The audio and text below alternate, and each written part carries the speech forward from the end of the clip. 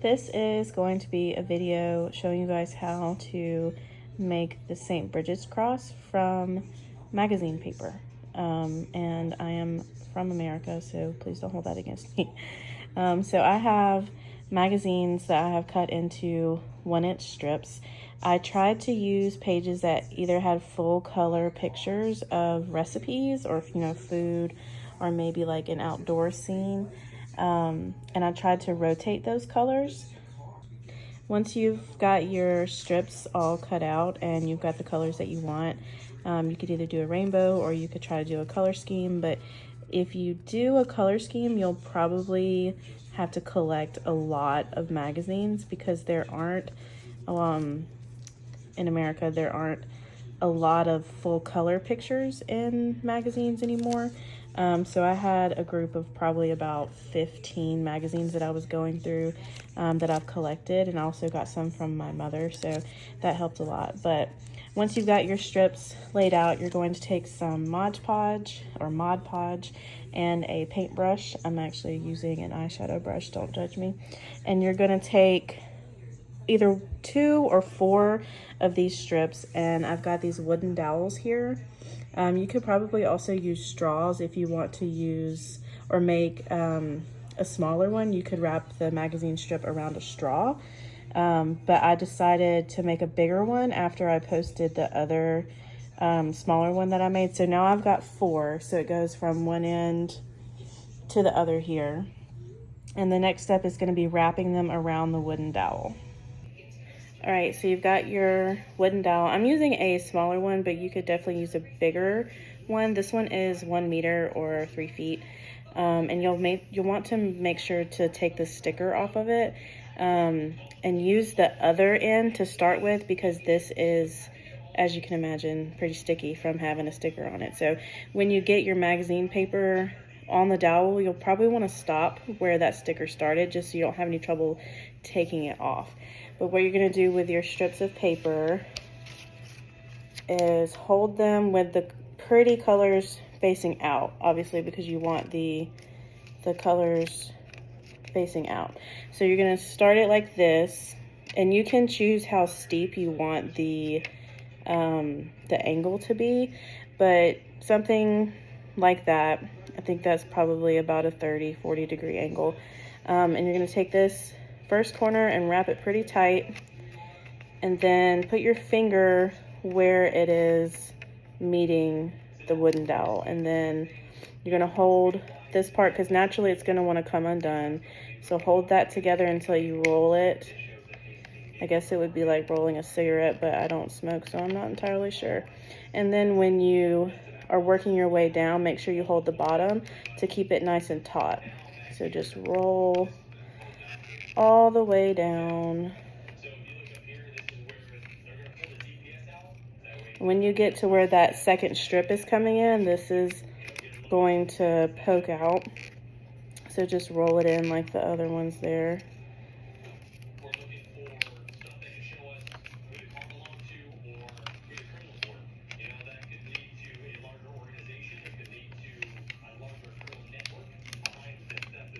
We've got another little corner here, so just roll it inward.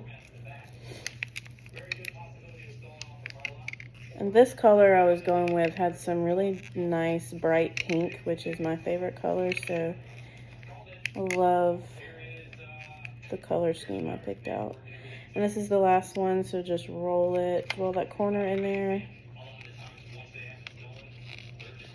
And you'll notice that the angle will change as you're rolling it if you move your fingers, so you can just kind of do this to kind of get it to go back down, and then just keep rolling.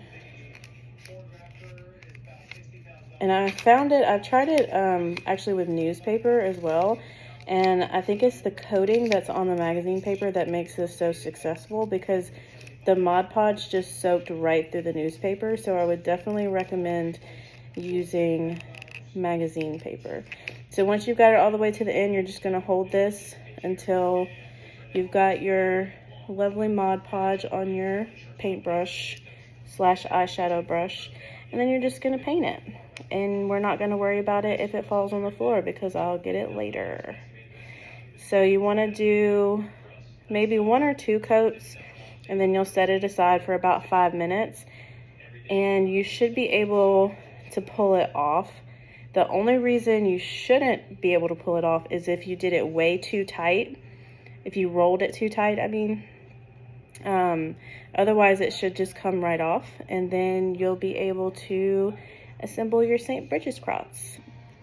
Alright, so now that you've got all of your quote-unquote rushes or paper straws, we're going to assemble our St. Bridget's cross. So I have 20. I have one that is still drying.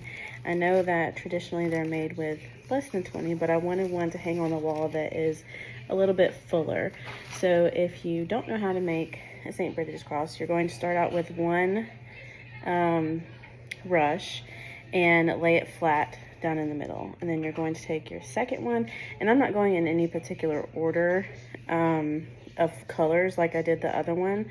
So then you take your second one and you're going to bend it in half, which looks like about right. Nope, not quite. Not quite. Right there looks perfect. And you're going to put it in the middle of the one that you laid flat. And these are longer, so it is a little bit more difficult for me to maneuver, but hopefully the outcome looks great. So you can either pinch it and turn it counterclockwise, or you can lay it flat. So you're going to take another one. I'm just going to lay that down. Take another one and bend it in half, and you're going to put it from the left to the right on top of, or I shouldn't say on top of, next to the one that you just put over the middle piece. And these are longer, so it is proving to be quite difficult. However, I am a finisher, so we're going to finish this. So now that you've got, actually let's try to pinch that. Pinch and make it flat. There we go. Okay.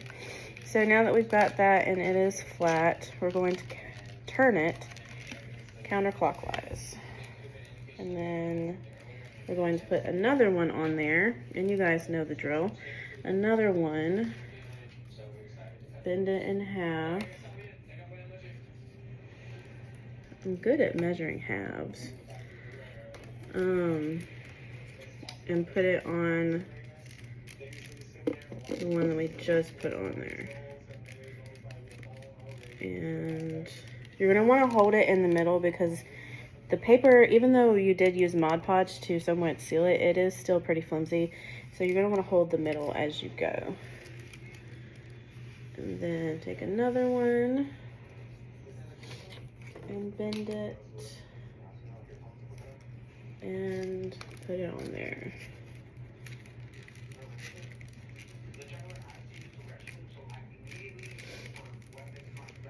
All right, and I'll turn it. And I'm going to keep going, and then I will show you the end product. All right, here it is all done. And here it is in comparison to the other one that I made. So you can see that it is much bigger. And there it is on the wall. So thank you for watching, and blessed Imbolc, everybody.